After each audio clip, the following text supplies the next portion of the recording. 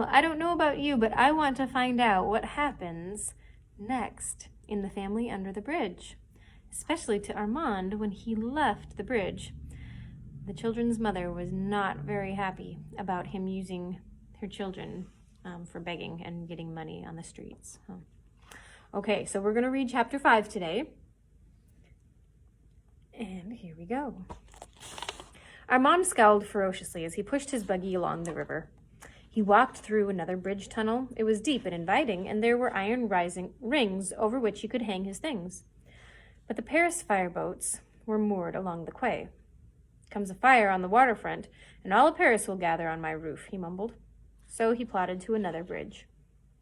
He only stopped once to watch a man pull in his fishing line because he thought there was a big fish on the hook. But it was only a sodden shoe. "Ah, that's the way our hopes go, monsieur," Armand sadly told the fisherman. Then he began jumping up and down with excitement. "The mate to the one in my buggy," he cried. "That's it." The fisherman yanked the old shoe off the hook and tossed it to Armand. "Ooh la la, monsieur," said the hobo, "but that just goes to show we should never give up hope." Here's a picture of the man who brought in the shoe. And it matches the shoe that he already had, but did not have a pair. At last he found a bridge shelter that suited him. He spread his canvas as carefully as a family man laying the rug in a new house. "This isn't as cozy as the room that canary made for me," he admitted. Funny how those black lines on the concrete kept out the draft. And he didn't sleep well that night. He kept wondering about the children. Were they warm enough? Wouldn't they be lonely? He tried to pretend to himself that he was fretting about something else. "It was my bridge," he said aloud. "They had no right to put me out of my own property. I had to go back and assert my rights." When he woke up the next morning, he noticed that a light snow had fallen during the night. He sat up and rubbed his eyes as he looked at the quay. Paris had turned white overnight. It was a beautiful sight for those who could stand in a warm room and look through a window. What would the children do now? They'd probably play in it and get their death of cold with no grown-up to look after them. "I'll show them," growled Armand. "I'm going right back there to tell them what's what, and I'd like to see them try to put me off of my own property again." So back he trundled his buggy, and the wheels left wet lines through the snow. But there was no sign of life around the fireboats. But as he neared the old bridge tunnel, 2 women in fur coats came walking down the quay. In alarm, Armand noticed that the trail they were leaving behind them ended at the canvas propped against the wall. He quickened his shuffled steps, and as the 2 women passed, they turned their heads toward him. "Poor wretched creature," exclaimed the woman in the black fur coat. "Perhaps we could save him," said the woman in the brown fur coat. "Oh, go feed the pigeons," jeered Armand. His big footprints erased theirs in the melting snow. He pulled the canvas aside. The children were crying. "What's the matter?" asked Armand. "You still bawling because I left? You might have known I'd come back." Susie pulled Evelyn closer. "2 women were here talking to us," she sobbed. "They've gone to get somebody." "They're going to take us away and put us someplace," said Paul, wiping his eyes. "And they say they're going to put Mama in jail." Susie wept. "Oh, please help us, Monsieur Armand. Please don't stay mad at Mama." Armand kept twisting his beret around on his gray head. Now the soup was spilled into the fire. He knew women like those 2 in the fur coats, always trying to make hobos go to work or wash their faces or read books. And now they were picking on children. Must have run out of hobos. It really wasn't his affair, but Morelli had been right. These little ones... He pulled his beret down tightly. That was it. "Morelli, start packing your loot in your cart," he ordered. "We've got to get out of here fast. Women like those 2 don't give up easy when they have a mind to save poor wretches." He helped the children gather together the few pans and folded the blankets. He pulled down the canvas and covered the cart with it. "Where will we go?" asked Susie. "Mama won't know where we are," cried Paul.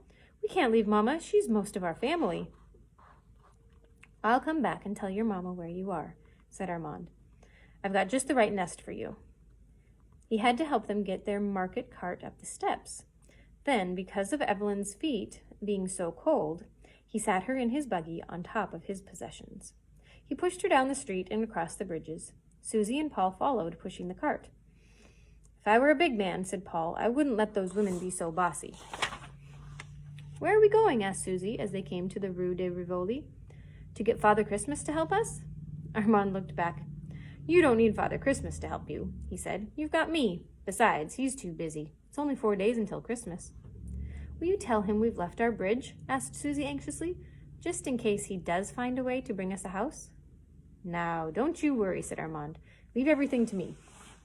Instead of leading them down the Rue de Rivoli, he waited for the automobiles to stop.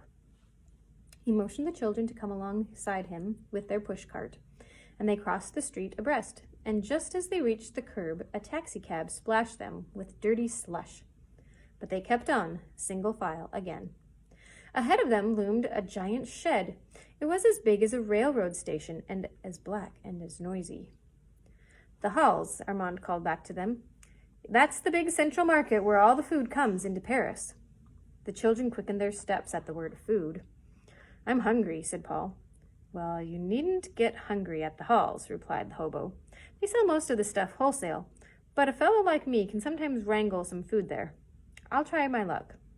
They saw that whole streets were covered by black sheds. Now they had to pick their way carefully. The sidewalks were cluttered with crates and baskets. The pavement was slimy with torn red, white, and blue papers. They kept bumping into things because they were so busy Googling at the sites. Boxes of fruits and vegetables made walls around them. There were long alleys with endless rows of beef and sheep and hog carcasses hanging on hooks. Men went by carrying great baskets filled with hocks and pigs' feet and calves' heads. A man was lifting an immense box. He wore an outlandish hat which made him look like a carnival figure. Who's he? Asked Susie, pointing. Why does he wear that funny hat? He's one of the strong ones, answered Armand. He's mighty proud of that hat because wearing it means he can carry 440 pounds at one time. Can you? Asked Paul. Armand shuddered. Oh la la, I'll never know, he declared. They hurried past trucks backed to the curb, and lines of desks where buyers and sellers did their business. As they came out into the street behind the Halles, Armand met many old friends. Ragged men and women were picking through the old vegetable and fruit thrown into the gutter. Hello, Charlotte. He waved to a bleary-eyed man with his clothing held together by safety pins. Good morning, Marguerite, he greeted a woman dressed in men's clothing. Found any diamonds in the trash cans? Then he bumped into a 6-wheeled metal cart pushed by a man with a tall hat and baggy pants. Well, if it isn't Louis, he exclaimed. Making enough money to pay your rent in that mole tunnel off the Place Maubert? Louis grinned toothlessly. I can get you a job today, he offered. They need more pushers. They always do. Armand started away. I'm pushing, he said, and you can see I've got my own pushers with me. So long. The children hated to leave the Halles. They had enjoyed the noise and the bustle. And with all that food, said Susie, wouldn't you think they could spare us just a little bit? They pushed their carts past St. Eustache Church and into a street teeming with other carts. It was as if the great market had spilled into this street in streams of fish and meat stands along both curbs. Paul stopped to look in the window of a coffee shop where colorful stuffed birds of South America were posted on open bags of coffee beans. The asphalt pavement ended when the Rue de Montorgueil became the Rue des Petits Carreaux. Now they tramped over patterns of cobbles so tiny that they looked like mosaic. Armand stopped them when they came to a building with 3 black Egyptian heads trimming its front. He pointed to a narrow, winding alleyway. Part of the old Court of Miracles, he said. In the early days of Paris, all the beggars gathered back in there for shelter. Nobody dared bother them. He led them in the ancient alley with its dingy shops. Why did they call it the Court of Miracles? Asked Susie. Because it was like miracles, the way those fake beggars shed their crutches and bandages when they came back here at night, explained Armand. Then they'd feast and make merry. Even had their own king they elected. The children looked disappointed to see the rear of a great garage and some more dark stores taking the place of the old court of the beggars. I bet you'd be the king if they still lived here, said Paul. Armand sighed. Oh la la, those were the good old days, he said, as if he had lived in them himself and were remembering. They left the court with its rakish memories. They passed the doorways of dilapidated rooming houses. In each they could dimly see a battered old stairway, barely wide enough for a child, curving up to dark halls above, or perhaps a magic tower room? Who knew? Looking up at the high window across the street, they saw a queer old lady hanging out her washing on lines stretched across the window. And her washing was 6 long red pairs of underpants and 6 long red gloves, as if she might have been the wife of Father Christmas. At last they came to an open corner fenced in by wooden boards. Above it rose the crags of buildings, which were slowly being torn down, floor by floor. Only the tall, jagged walls were left standing, like Rocky Mountain peaks. On some of them, one could trace the original rooms by the great squares of faded wallpaper. They could hear a clattering and banging behind the fence as if the workmen were busy at their destruction. But when Armand guided them through an opening, the children's eyes opened wide. The sandy yard was filled with makeshift tents. 2 rattletrap automobiles were parked among them. Dark-skinned men gathered around a fire, and they were beating on old pans with hammers. There were black-eyed women with gaudy skirts dragging over the wet sand. Children with half-wild foxes stared at them. Children with half-wild fox faces stared at them. Then 5 dogs came bounding toward them, snarling and barking.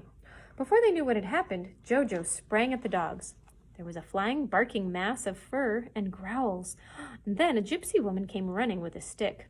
She began beating the snarling dogs without playing favorites. They stopped fighting and howled in pain and fright.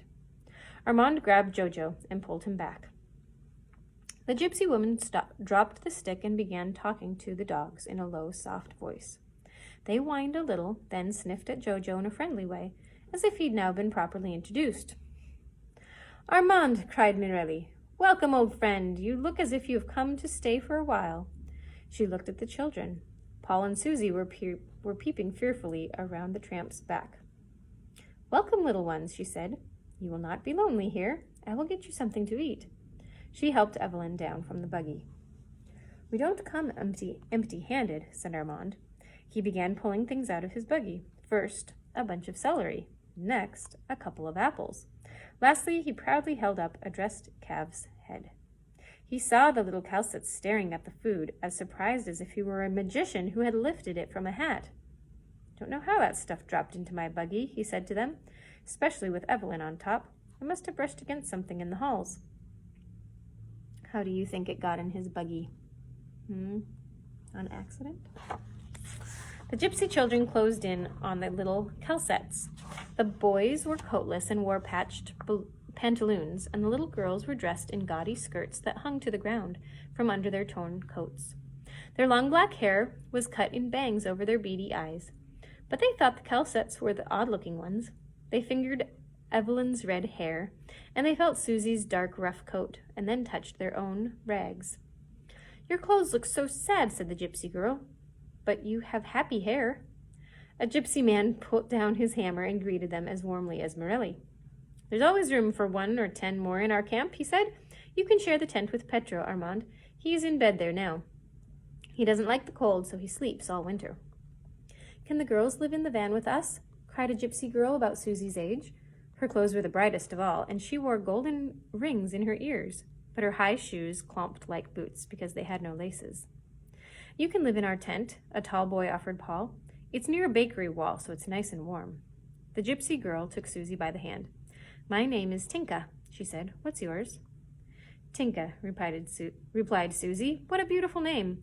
I'm Susie Calcette, and this is my brother Paul and my little sister Evelyn. We don't have a home anymore." "I'll show you to our home," Tinka offered. "I'll show Paul and Evelyn too." She led the Calcettes through an alley of tents, and in the far corner was Tinka's home. The red-headed Calcettes gasped at the sight of it. It was a tiny house with a domed roof and carved brown doors and shutters. Instead of sitting on the ground, it was perched on wheels. "A gypsy house on wheels," said Paul. "Now, that's the kind of home I'd like to have." "We can take our house anywhere we want," said Tinka proudly. "We just took it to the back of Uncle Nicky's automobile."